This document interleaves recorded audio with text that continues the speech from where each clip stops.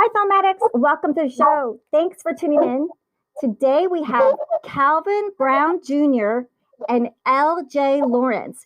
They are writers and producers known for The Proud Family, and they are doing the reboot Louder and Prouder, and they're working on it right now, and it will be on Disney Plus. Let's welcome Calvin Brown Jr. and L.J. Lawrence to the show. Welcome, guys. Thanks for having us. Oh, I'm so happy to have you on the show. This is such a special treat. And can you let our Filmatics audience know where you're recording live from today? Home.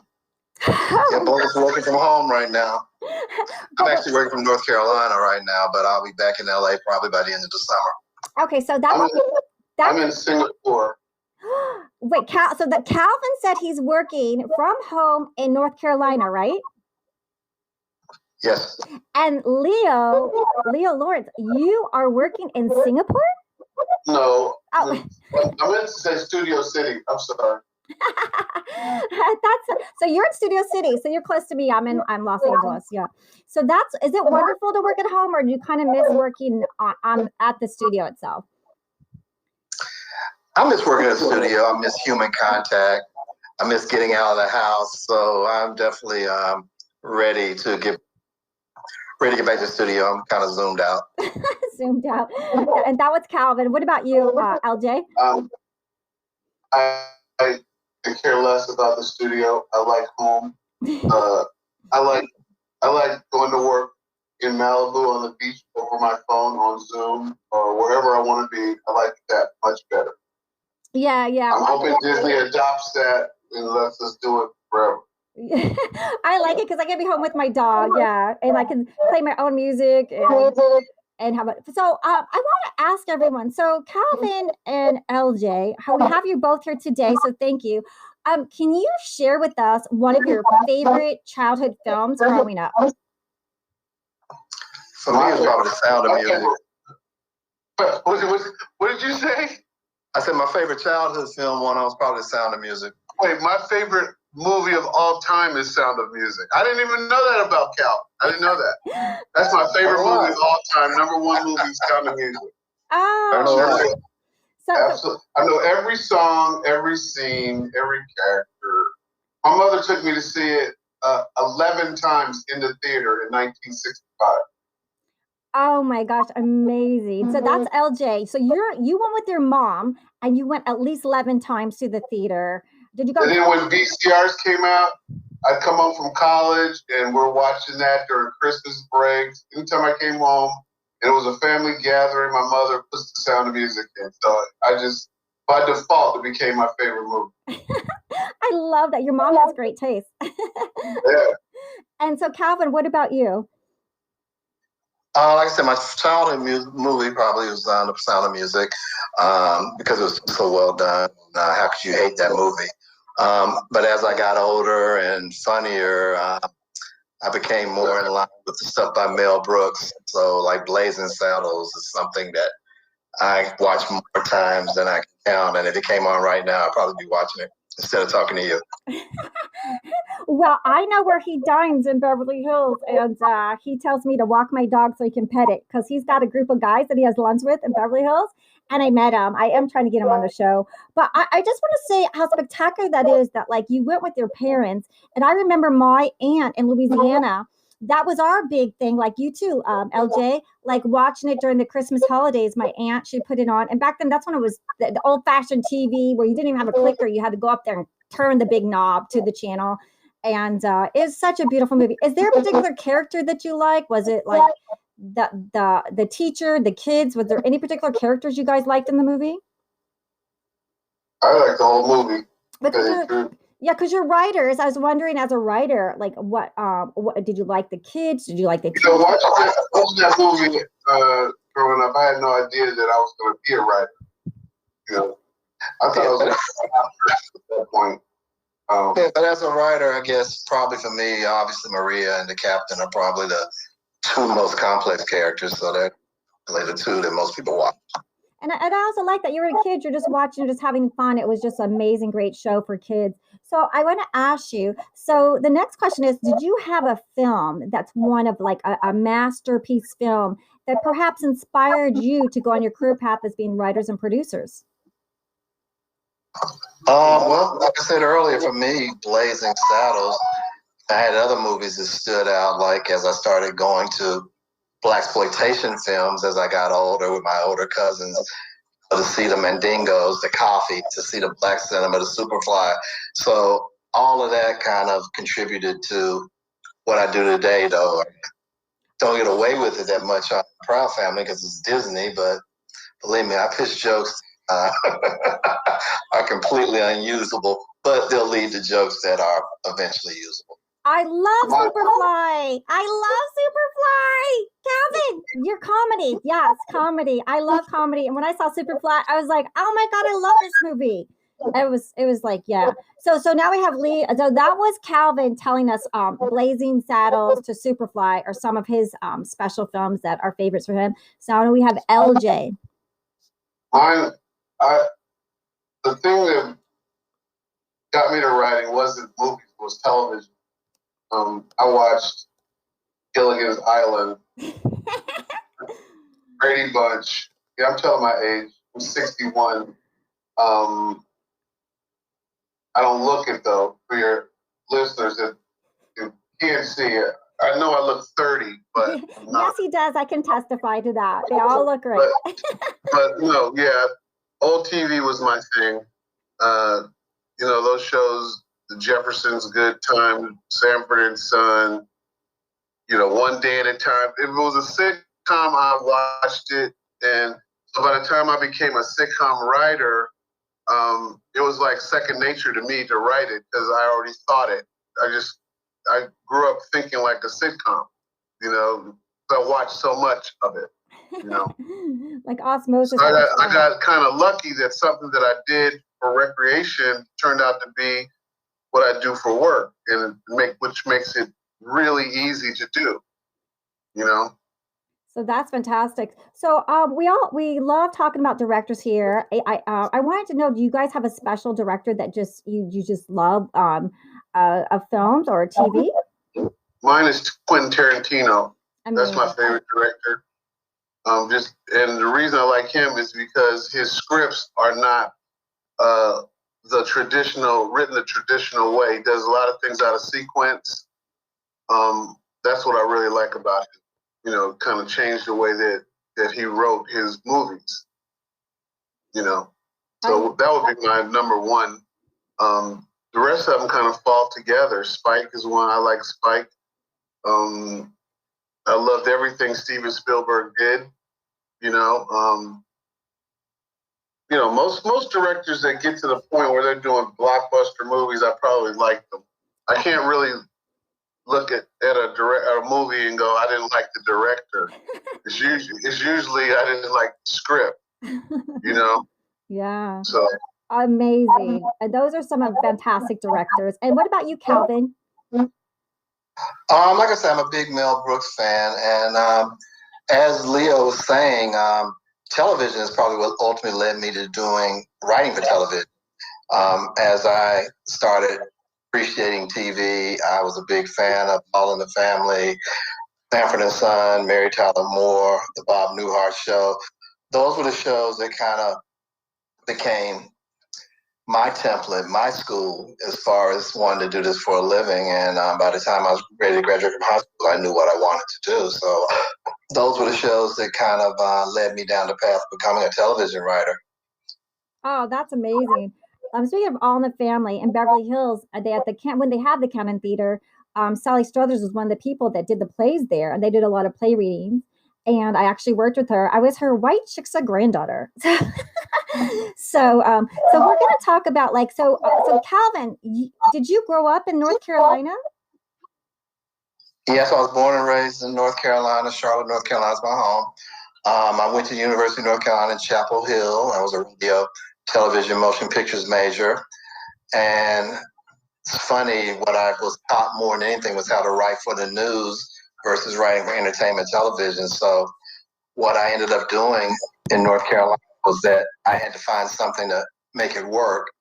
As a guy who loves comedy, I can find something funny in a plane crash, so you don't want me in a newsroom. So I started doing stand-up comedy to keep my mind going. And when I was ready to come out to LA and give it a shot, what I did was I took a part-time job with an airline in Charlotte, as Piedmont Airlines, which is now part of American. Worked for a year. After a year, you transfer to anywhere in the country. I put in my transfer to LA thinking that, it'd be a few months. They literally called me the next week, wanted me there the following week. So I was able to talk them into letting me have a month at home. And in in September 1988, I moved. We have a little, let me see if we can get Calvin back. Let's see. We lost a little bit, but Calvin was saying how he, hello. Yeah, Calvin was saying how you worked for Piedmont Airlines, which is now American, and then you got a transfer to Los Angeles. So you had like a month-long vacation in July before you came to California, right? Oh, no, it wasn't a vacation. I was still working. Oh, but they pushed it back. But so I started working at LAX in September 1988, and then I got my first job in the business. I became the writing intern on the television show A Different World in July 1989, and I've worked in television ever since. Wow! So your internship at what show was it again? Because I want our audience to make it. A Different World. It was a spinoff of The Cosby Show. A Different World. So that's a spinoff of The Cosby Show. So you were an intern, and that intern. I was a writing intern. Yes. Season 3 of A Different World, 1989 through 1990, and that's how I got my start. And I've been working in television for 30 plus years now. So I'm getting old like Leo. No, you guys are getting young. Like Leo, I'm old. Leo's only 30. 30. They like to tease me about that. It must be 25, I guess. Yeah, and I really want our audience to know that that Calvin, like from intern, who is funny, I knew his destiny that is a comedy, and you worked on like iconic shows like Married with Children. I mean, can you tell us about in the shows, Real Husbands of Hollywood, My Brother and Me, the Jammies? I mean, you've worked on like there's so many. The Sinbad Show. Can we talk about the Sinbad Show? Oh my God, Calvin, can I just tell you? I was on the Sinbad show as an actor. I was one of his little Sinbad's friends, and so yes, and the manager of Sinbad was so nice to me. So I didn't know that was his brother. That's his brother Mark. Yeah, he's the one who helped me get my SAG card, and he was so nice to me. He's the one that he kept me coming back, and so you wrote on the Sinbad show. I mean, that was one of the funniest shows. I mean, it's funny. I worked on the show. I came on board after they had shot, I think, the first 2 or 3, and I came with my mentor, who was my boss on Proud Family, Ralph Farquhar, and Michael Whitehorn, and our job was to fix the show, and that's what we did. But then they left, and I left. I went to Orlando to do My Brother and Me. Moved across to Fox to do South Central. So none of us were there the whole time. But the time I was there, it was a lot of fun, and I enjoyed the time I was there, and I met so many great people. Played Sinbad's mom, and Al Williams. I think it's just great. Played his dad, and Hal's still a friend of mine. I stay in touch with him. So that was a lot of good memories from the Sinbad show. And then you went to My Brother and Me, and where you were a TV series and executive producer for 13 episodes. And can I just share a little thing? So you worked on Married with Children. I just have to tell you this. Joey Segal. Do you know Joey Segal?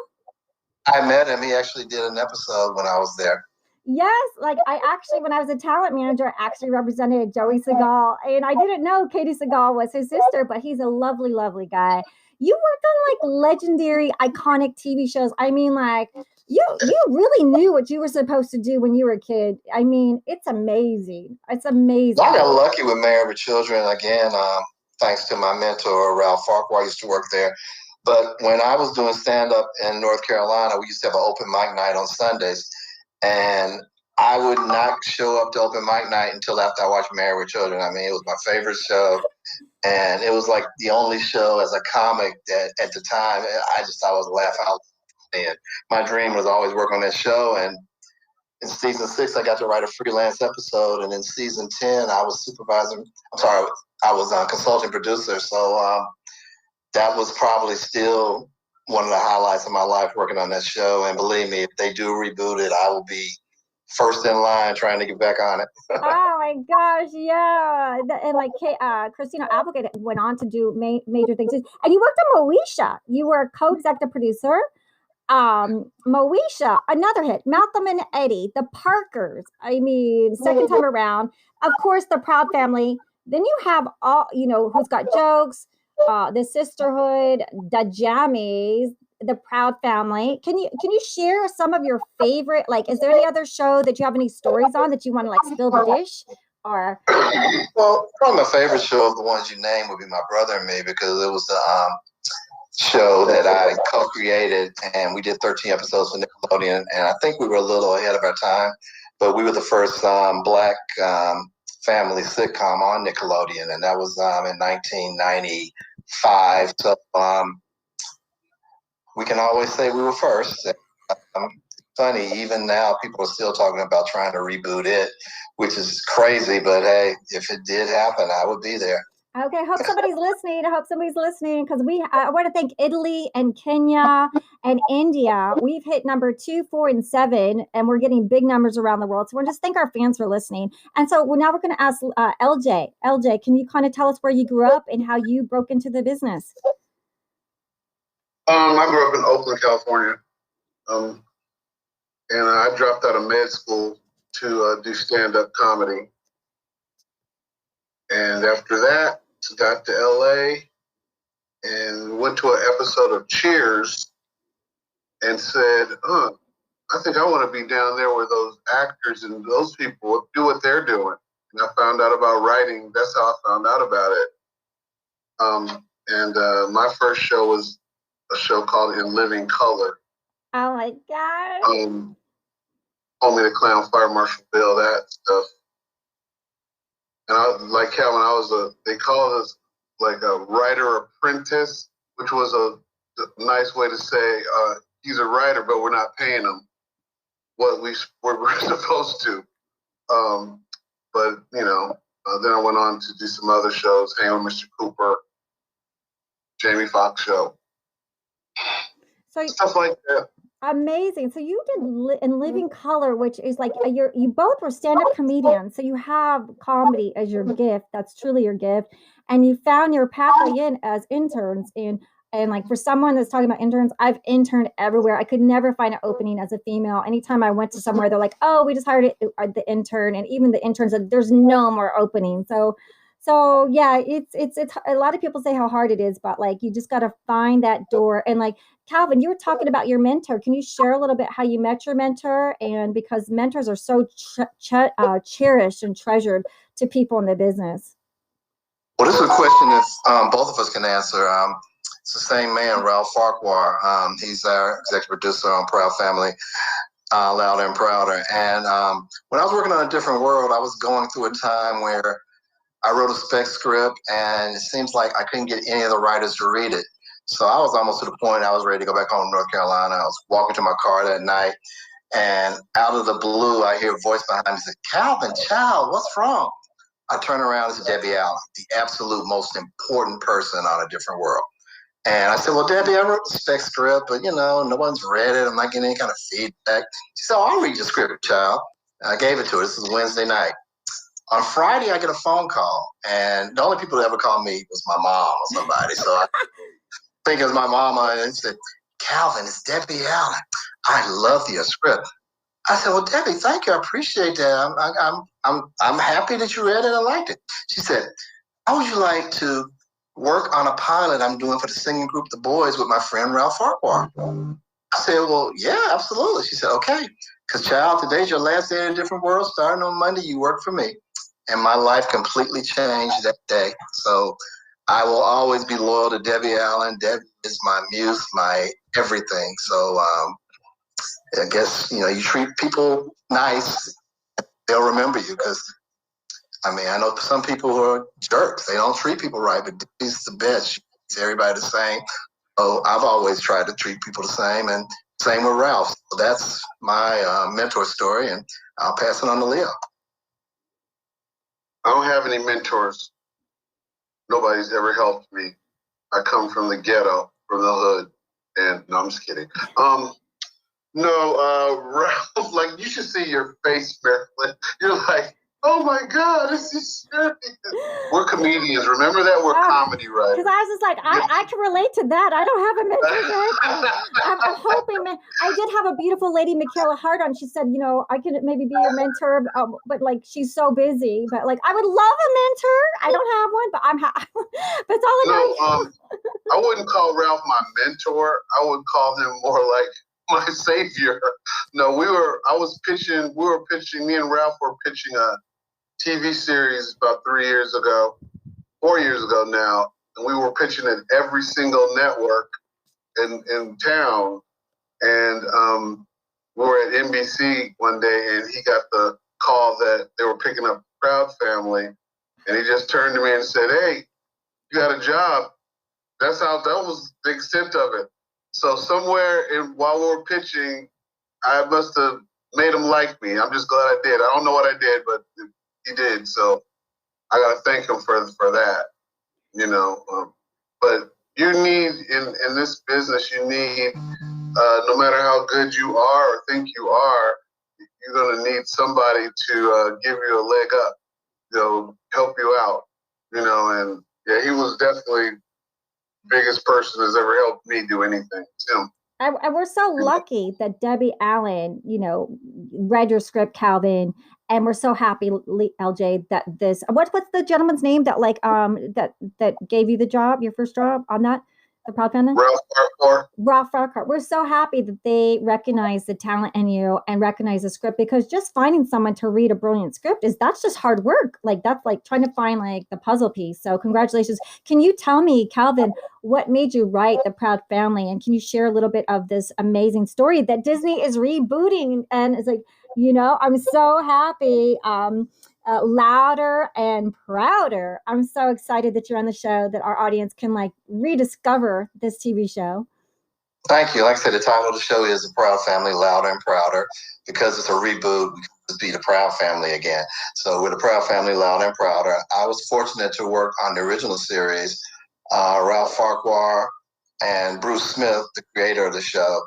The three of us are the only two that came back from the original show working on the reboot as far as writing and creating go.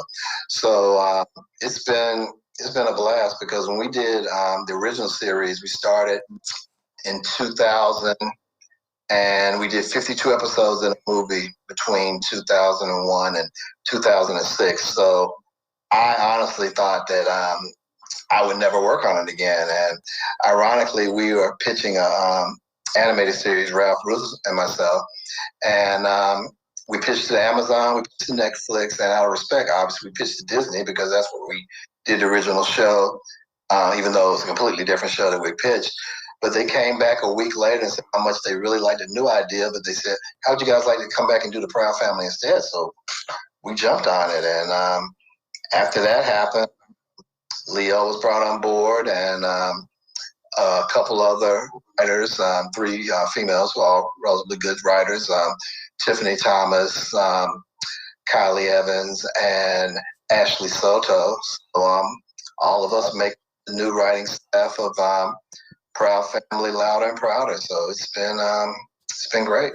Yeah, and can you tell us what stars are coming back? Like, are you going with the original stars, or is there going to be like some surprises? Are you allowed to tell us anything? Because this is sneak peek stuff.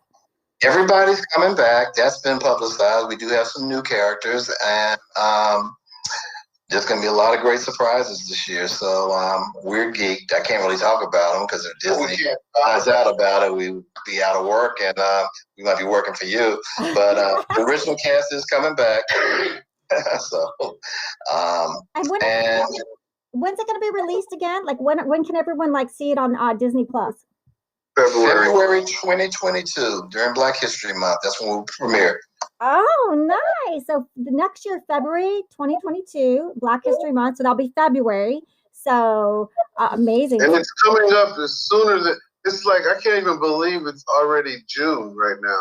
It's like going fast. Yeah, time flies. Before you know it, it'll be on, and that'll be great. And we're all hopefully moving to other projects. I got a new show that I definitely can't talk about that Ralph gave me, said, "You're doing this," and I'm not taking no for an answer. And I was like, "Great," So that'll be my show, I guess. And I'm gonna try to steal Calvin to come do it with me if he'll let him go. Because me and Calvin in the room, it's non-stop jokes for me and Calvin in the room. It's got to be funny. Oh my gosh. We do. That's funny. Me and Calvin actually worked together 30 years ago. We met each other 30 years ago on a show. And now you're coming back together full circle, right? Yeah, it's like a long time ago. Oh, so that's amazing that you guys get along and you're good friends and you can work in different states from Zoom to in studio. So can you share anything with us, with our audience that you like that's coming up, or anything you want to share, your social media, or how do people keep up with you? I'm a recluse. So yeah, I don't have any social media, emails, Snapchats, Instagrams, none of that. I pretty much regular mail, and if you see me on the street, that's how you contact me. Matter of fact, I'm at a library right now talking on their computer because I don't have that either. I have a typewriter at home. That's how I write my script. I'm just, I'm a simple guy. Just keep it simple. Who owns 2 luxury cars and yeah, he's having a rough. But well, if you want them to keep up with you, like they got the podcast where they can keep up with you. But is there any like a Facebook page or any other social media you want them to? They can find me on Facebook under Calvin Brown Jr. or they can find me on Instagram under junior.calvinbrown. Okay, and is there a website for the show or anything like that you want to?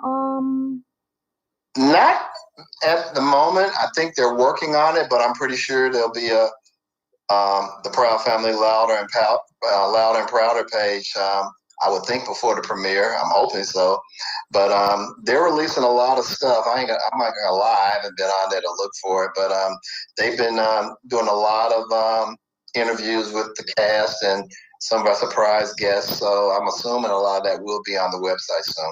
Oh, amazing! And is there anything you'd like to share with us? Like during COVID, how it changed your art, and like, has it changed your art at all, or has it helped you, or? I played a lot of golf. A lot of golf. That's LJ. Palm Springs, go to Palm Springs where nobody's out there, and enjoy the good weather. And, COVID has been bad for a lot of people, but for a lot of us, it's been a blessing. Because before Proud Family, it's animated, and, both Calvin and I both like live action shows with real people. And so I took the Proud Family thing and thought, I don't want to do a cartoon. COVID hit. I was like, boy, I'm glad I'm on a cartoon because, we never stop working. We haven't missed a check. I mean, animation day. Definitely COVID proof. Yeah, it's been a blessing for us. Yeah. To be able to do that. And do y'all and how would you advise someone to get in if they want to be a writer? Are they just looking for like some kind of internship program, or shoot themselves in the head first? That's what I say. But if they survive the shooting, look for an internship. Now, I got so lucky when I got the internship at A Different World. I was actually going for a PA position. And the line producer asked me what I ultimately wanted to do, and I told her that I wanted to be a writer. So that's how it happened. Well, I just want to thank Calvin Brown Jr. and LJ Lawrence for coming on the show today. It's been a special treat, and I know our Filmatics audience are gonna check out in February next year during Black History Month, Louder and Prouder on Disney Plus. Thank you guys for joining today. Thanks for having us. And it's the Proud Family, Louder and Prouder. Just Louder and Prouder won't work. The Proud Family, Louder and Prouder. Always the Proud Family first. Thanks, guys, for being on the show. Okay, thank you.